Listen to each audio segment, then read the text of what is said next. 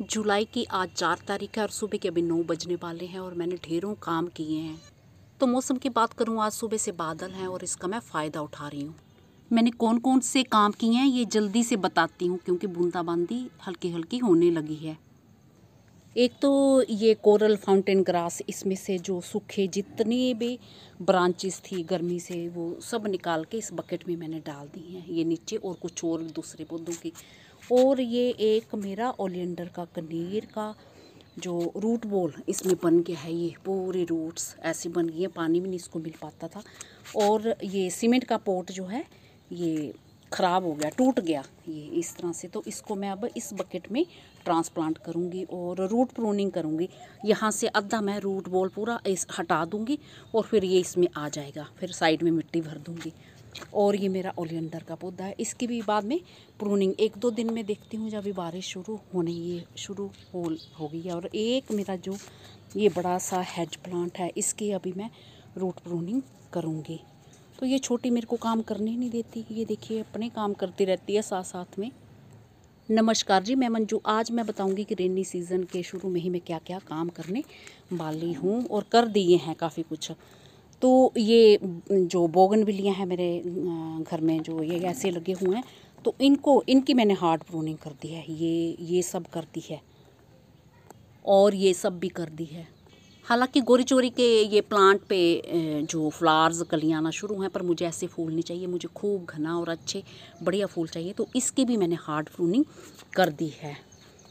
और ये जो मेरे किचन वेस्ट मटेरियल इसमें टैंकी में डालती हूँ, तो ये भर गया है। ऊपर से मैंने पौधे सूखे ये निकाल के कुछ कटिंग करके ये डाल दिया। अब ये जो फटे हुए बैग हैं ना, इनकी मिट्टी निकाल के इसमें भरूँगी, खाद बन जाएगी। और जो सेम के सीड कल वीडियो बनाया था, जो बड़े वाले सेम है, बहुत बड़े बड़े सीड थे, तो उसके सीड मैं इस टैंकी में लगाऊंगी। तो अभी क्योंकि बारिश होने लगी है हल्की हल्की, तो मैं सोच रही हूँ कि पहले फटाफट जो नीचे कूड़ा कबाड़ा पड़ा है उसको निपटाऊँ, तो फिर ये मैं करती रहूँगी। अब देखो ये काम अभी हो जाता है कि थोड़ी देर में करती हूँ।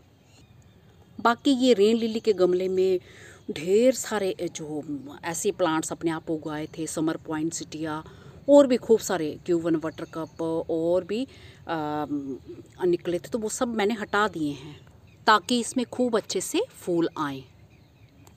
और इन गमलों में से भी ढेर सारे जो पौधे मुझे नहीं चाहिए हैं तो फूलों के, पर वो हमारे लिए फिर घास फूस ही बन जाते हैं, तो वो सब मैंने हटा दिए हैं ताकि इन पौधों को अच्छे से खुराक मिले और अच्छे से पौधे तैयार हों। और ये मेरे गार्डन के सुंदर से जो वाटर लिली कितने प्यारे खिल रहे हैं ये। ओहो, बड़ा ही ख़राब काम हो गया, काम करते करते बारिश ज़ोर से होने लगी। और ये मैंने स्केटियर और ये छोटी सी आरी, ये 5-10 रुपए की आरी मिल जाती है, बड़े ही काम की है। तो छतरी लगा के वीडियो बनाने लगी हूँ, तो ये बीच से टूट गई है, तो इसको इस तरह से मैंने काटा। और जो मोटी जड़ थी ना, ये बीच में मोटी मोटी जड़ें जो दिख रही हैं, तो इनकी जो रूट प्रूनिंग की है मैंने, रूट्स की भी प्रूनिंग करो ना तो बड़ा अच्छा बढ़िया रिजल्ट्स रहते हैं।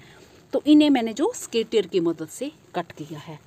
तो अब ये जो बारिश रट्टे तो मैं दिखाने की कोशिश करूं, तो अब ये मैं जो पूरा का पूरा पौधा उठा के इसमें बकेट में रख दूंगी, आ जाएगा आराम से। और यहाँ से मिट्टी झाड़ के रूट्स निकाल के जो ये मैंने हेज प्लांट की भी जो हार्ड प्रूनिंग कर दी है। और ओलियंडर की बिल्कुल सही तरीके से हमने जो हार्ड प्रूनिंग की थी, रूट प्रूनिंग की थी जो।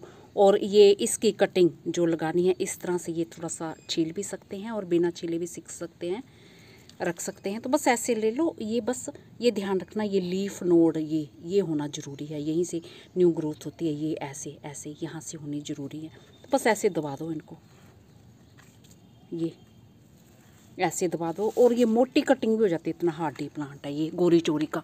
तो इतनी बड़ी मोटी ये जो जैसे सपोर्ट लगानी है, ये देखो कुछ नहीं किया मैंने, ऐसे लगा दिया। फिर दिखाऊंगी कुछ दिनों के बाद, तो यहीं से रूट्स निकलेंगे। तो चाहे तो इस ओलियंडर की मैं अभी हार्ड प्रूनिंग कर सकती हूँ।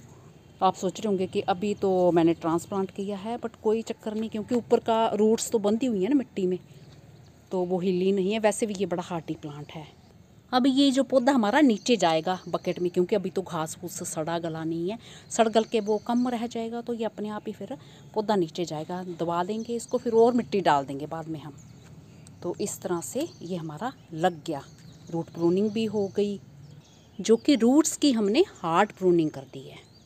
बारिश तो मैं चाह रही थी कि हो जाए, बट अभी नहीं चाह रही थी। जब मैं काम कर रही थी मिट्टी फैली थी, तो फिर मुझे बहुत मेहनत करनी पड़ी और डस्ट पैन में डाल के जो मिट्टी फिर भर के उसमें डालनी पड़ी।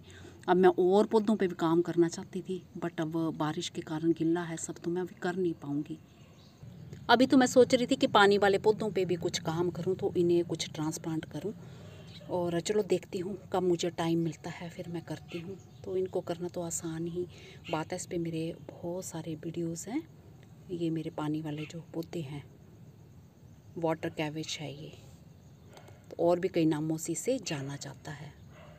और ये देखिए बादाम पे आना शुरू हो गई न्यू ग्रोथ। बिल्कुल नेट नहीं लगा था और बिना नेट के 49 डिग्री जो टेम्परेचर में पौधे ये मेरे बाहर ही थे।